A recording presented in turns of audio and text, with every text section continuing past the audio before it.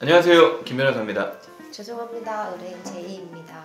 오늘 또 바로 시작할게요. 이번 케이스는 부산지방법원이고요. 30대 여성 그리고 미혼 회사원이신데 월 155만 원이시래요. 근데 이상한데요?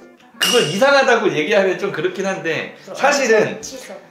최저임금에 미달되긴 해요. 저희 회사에 직원들이 많이 있잖아요. 변호사도 있고 회생 도와주시는 분, 회계 도와주시는 분 많은 분들이 있는데 어느 정도 급여가 적절한지에 대해서 항상 의문이 있어. 비슷한 일을 해도 어떤 분들은 막 300씩 벌고 제이씨도 돈을 좀 벌잖아. 그런가요? 적게 버는 건 아니야. 뭐 아주 많이 벌지도 않지만은 사실 150만 원 벌면서 일하라고만 하겠어? 절대 못하죠. 차라리 그치? 알바라고 말죠. 그러니까 이분도 뭐 개인적인 사정은 있겠지만은 급여가 이렇게 낮으면 법원에서 급여에 대한 의심을 해요. 그리고 심지어 이분은 취업을 최근에 했어. 최근 취업이요? 최근 취업이야. 그러면 그거네요. 약간 인턴 기간이라고 해서 급여의 몇 퍼센트.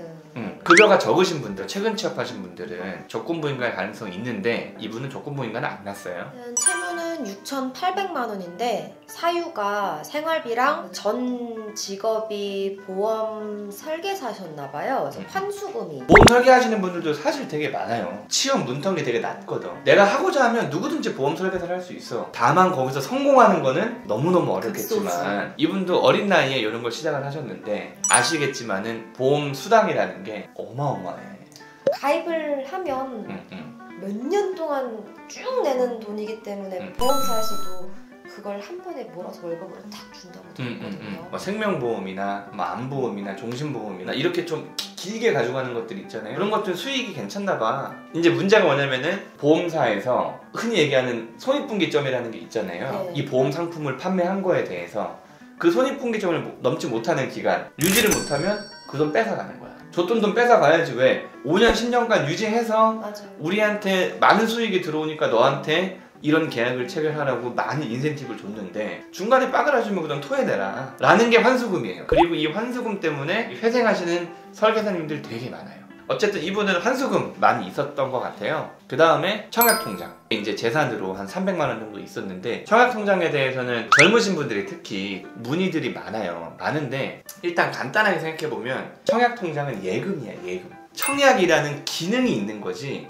일반 예금하고 똑같아. 그러면 내가 만약에 회생을 했어. 회생을 하면 채권자 은행에서는 자기 은행에서 돈을 빌려간 사람의 예금이 이 회사에 있다면 상계 행사가 가능해요. 이미 옛날부터 상계할 수 있는 대출금 채권과 예금 채권이 있었기 때문에 얼마든지 깨서 상계 처리할 수가 있단 말이야. 이해돼? 아니요. 그럼 쉽게 얘기할게. 쉽게 얘기하면 내가 신한은행에 1,000만 원 빌렸어. 네. 근데 청약으로 300 들어가 있어. 그러면 신한은행 1,000만 원 돈을 안 갚는다는 선언을 내가 한 거잖아요. 그러면 신한은행에서는 1,000만 원에 받을 돈과 300만 원에 줄 돈이 있단 말이야. 그러면은 내가 너한테 300만 원 줄 돈을 1,000만 원 받을 돈에서 상계하겠다. 쉽게 얘기하면 까겠다라고 얼마든지 얘기할 수 있는 거야. 금지명령 이후에는 못하지 않습니까? 그렇지 않아요. 이쪽에서는 빚을 제대로 안 갚기 때문에 돈을 깔 수 있는 조건이 성취가 되면 얼마든지 깔 수 있어요. 금지명령과 상관없이. 청약통장을 지키기 위해서 내가 청약통장을 가입한 통장이 있을 거 아니야. 농협의 청약통장도 있을 수 있고 국민은행, 신한은행 있을 수 있잖아. 거기에 있는 채무를 없애버려야 돼. 그러면 상계를 못하니까 청약통장에 들어있는 은행의 빚을 없애면 되는 거야.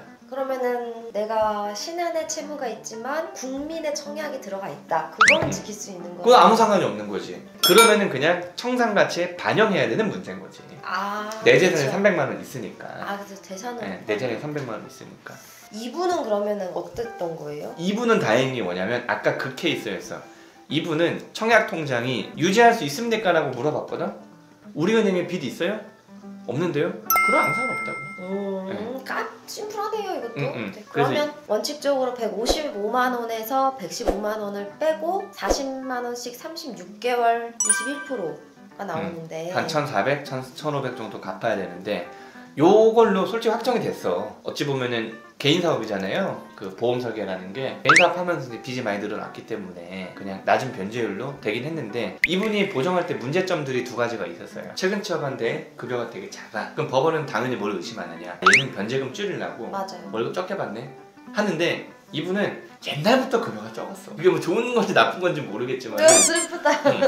제가 3년 동안 2,000, 뭐 2,500, 뭐 2,200 이렇게 됐었단 말이야. 지금 받는 돈이랑 이전에 받는 돈이랑 뭐 별 차이가 없었어. 그리고 이제 문제가 뭐냐면 요건 또 할 말이 좀 있는데 동생한테 한 1,000만 원 정도 빌렸어요. 그걸 채권자로 넣은 거야. 아, 가족끼리는 안 들어가잖아요. 그게 좀 애매한 게 뭐냐면 회생은 변수가 너무 많습니다.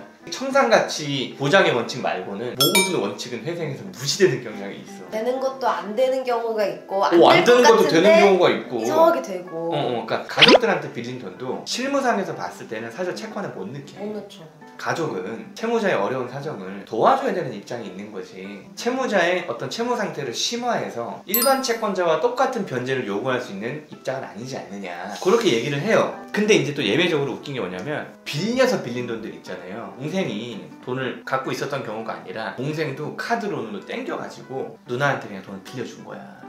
그러면 이분이 이 카드사에 대한 빚이 이분인데 명의만 가족. 뭐 어찌 보면 그럴 수도 그쵸? 있지. 왜냐면 이 돈을 빌려서 이 누나가 바로 썼기 때문에 이게 사실 누나 빚이라고 할 수 있는데 카드사 입장에서는 전혀 그렇지 않고 누나의 회생 채권에서 빠져버리면 자기 나름대로 억울하잖아. 나도 채권자인데. 그쵸, 추심을 할 수도 없고. 빌려서 빌린 돈들은 보통 가족이라도 인정을 해주는 경향들이 좀 있고, 부모가 빌려줬다 그러면 좀 빼라는 경향들이 많아. 이건 또 동생이니까. 이분 같은 경우는 재산 자체가 아예 없었고 사행성 채무도 아니었기 때문에 굳이 동생을 채권자로 넣는 것보다 오히려 상황이 되면 좀 빌려가지고 갚아주고 그 다음에 그 채권을 넣는 것도 채권자한테는 정말 나쁜 일이지만은 그 채무자를 위해서 대리하는 입장이기 때문에 청산가치에 반영된다 해도 사실 변제금은 변동이 없거든. 그러니까 이거는 대리인 사무실하고 긴밀하게 좀 협조를 해서 어떤 식으로 이 돈을 처리해야 되는지에 대해서 상담을 받아볼 필요가 있어요. 인가가 난 거죠? 낮지, 21%로. 좋네요. 그래도 열심히 사시는 분 같은데.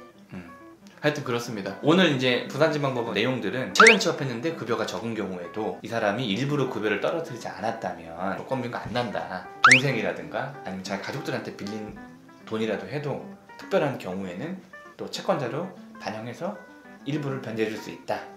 그런 거 말씀드리려고 소개시켜드렸어요. 제이씨가 초밥을 먹고 싶다 그래서 초밥을 시켜놨습니다. 초밥이 올 때까지 또 막간에 또 찍어보시죠. 빨리 와라.